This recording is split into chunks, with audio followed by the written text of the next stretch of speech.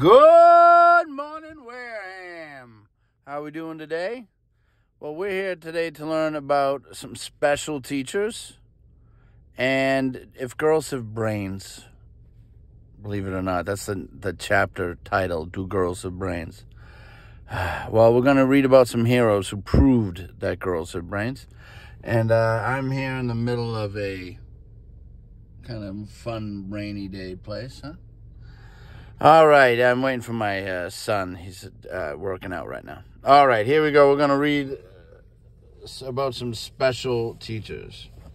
Horace Mann was born in Massachusetts, and though Massachusetts had free public schools, he never went to school for more than 10 weeks a year. That was because he was so poor he had to work. When he did go to school, he didn't like it much because the teacher beat him with a stick. Yeah, that wasn't unusual in the 19th century. Should we do that? All right. Teachers were expected to whip their students if they made noise. Oh, my goodness. Or wriggled in their seats. Or didn't pay attention. Well, I got to get a whip now. Horace Mann thought that was wrong. He didn't want children to get whipped. What a good guy. He wanted to improve schools, especially public schools. He thought our democracy depended on good, free public schools. But no one would listen to Mann's ideas. He couldn't express himself well. He needed an education, so he decided to study on his own. He was 20, and for 6 months he studied hard. He was very hard. Then he was accepted to Brown University and became a lawyer from there with high honors. He became secretary of education. He became a secretary of the Massachusetts Board of Education. He was on his way to making history. In 11 years as state secretary of education, he doubled the money Massachusetts spent on schools, organized the first teacher training schools, doubled teachers' salaries, improved the curriculum, and made sure that every boy and girl in Massachusetts went to school for at least 6 months every year. Other states turned to Horace Mann for advice, and he gave it. He has been called the father of American education. Some people say that free compulsory public education is the greatest of all American inventions. Do you agree? What a great guy. You go to school because of him. He should be your hero, Horace Mann. William H. McGuffey was the most influential of all the educators of his century. He was born in Pennsylvania and became a professor in Ohio and Virginia. It was the reading books he compiled that were influential. He called them the eclectic readers.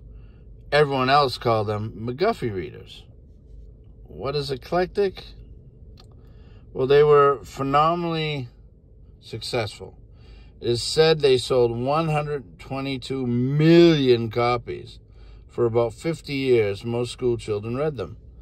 They gave the nation common stories and a common curriculum. McGuffey thought the elementary grades were the most important school years. The child, he wrote, needs more help than the boy, and the boy more than the man. Hence, the primary school requires the best. He tried to provide the best by including selections in his readers from very good authors. In those days, some schools didn't have libraries. Many had poor libraries. McGuffey's books were very important. A few schools still use them today. Here we go, guys. Sorry, ladies. Do girls have brains? Oh, boy. Women's brains are smaller than men's. Girls can't learn as much as boys. That's what some 19th century experts actually said. Black men's brains are even smaller, they said. And as for black women, oh, well, it would be silly to attempt to teach them anything. Who were the experts who were saying those kinds of things? Why, male experts, of course. Some 19th century white men really thought that nonsense was the truth. A few of those experts were professors. And they were so convincing that some women even believed them. What about Phyllis Wheatley, the black woman who had learned Latin and written poems that were read in faraway England?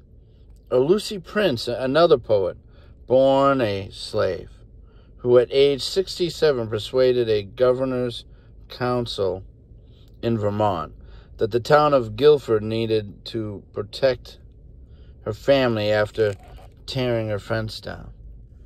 Chief Justice Salmon P. Chase said that Prince made a better argument than any he had heard from a Vermont lawyer.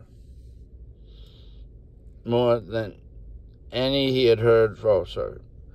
Who is Phyllis Wheatley? Who is Lucy Prince? Men asked. History books were written by men. They told about men. After the Civil War, a few people remembered Phyllis Wheatley. Few had heard of Lucy Prince. So I know we know who Phyllis Wheatley is. We've seen a cartoon of her. We've read books about her. We studied her. But I honestly didn't know about Lucy Prince. So that's something I'm learning with you. So with rare exceptions, colleges would not take women. There was no way for most women to become doctors or lawyers or skilled workers. If a woman did get a job, she knew that her pay would be about half that of a man doing the same work. Her salary would belong to her husband. Women couldn't vote, so they couldn't change the laws. A woman married to a bad man was not much better off than a slave. A husband could whip his wife, and the law was on his side. A married woman owned nothing.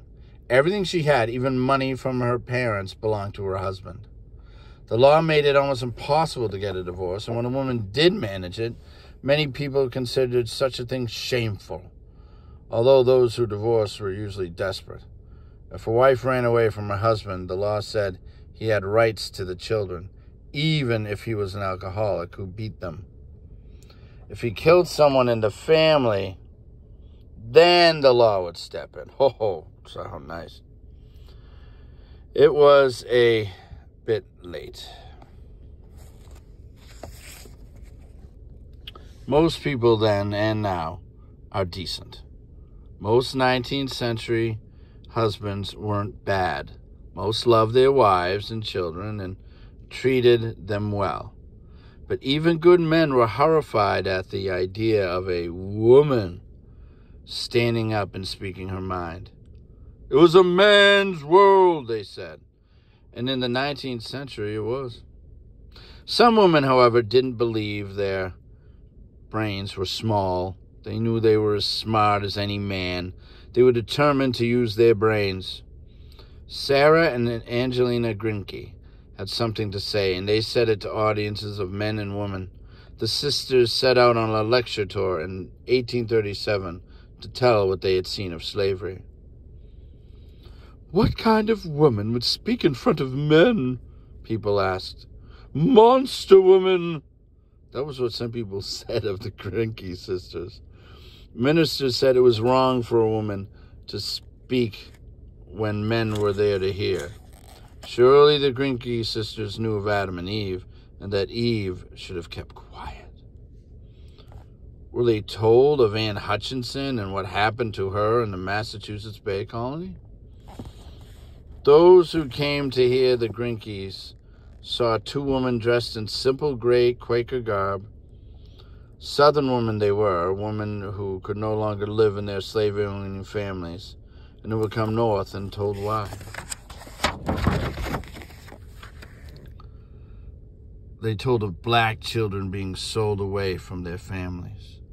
They told of whippings and lashings. They told of other horrors, and their audiences were astonished.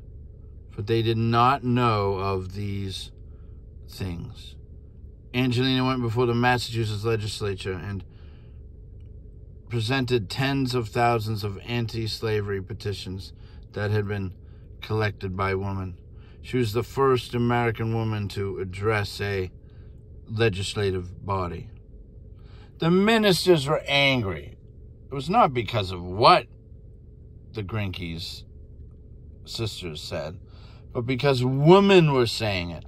A letter was read in every congregational church in Massachusetts. The letter said that woman depends on the weaknesses which God has given her for her protection. But when she assumes the place and tone of a man and a public reformer, our care and protection of her seem unnecessary. If the vine thinks to assume the independence of the elm, the vine will fall in shame and dishonor into the dust. Now, who is the vine and who is the elm? Well, you may have to read those sentences a few times to figure that out. Some women didn't want to be vines. They thought they could stand without support. Half a century earlier, Abigail Adams had been such a woman. Like most women of her time, Adams never went to school. Remember, she grew up in the 18th century. She learned to read and write at home. Because she was smart and industrious and kept reading, she soon knew more than most of the school-taught boys. When Abigail's husband, John, was making laws for a new nation, she wrote to John, "In the new code of laws, I desire you would remember the ladies. We will not hold ourselves bound by any laws in which we have no voice or representation." There were others who believed as she did. Some, like Elizabeth Blackwell, who was the first woman to go to a medical school in the United States, proved that they had brains as large as anyone's. But even at Oberlin College, where they were daring enough to educate men and women together, they didn't let women speak out. Only the male students at Oberlin College got to read their graduation essays aloud. If you were a female student, you had to let a male professor read your paper for you. Lucy Stone objected. When the other students heard of her protest, they agreed with her. But it didn't matter. In 1847, on graduation day, Lucy Stone was not allowed to read her own essay. Some women believed that they needed to change those words. All men are created equal to all men, and women are created equal. And hopefully, we can agree to that. All right, well, that was some crazy story. Sorry I had some trouble reading it in the car. Wasn't the best way to read it. All right, well, have a good day. See ya.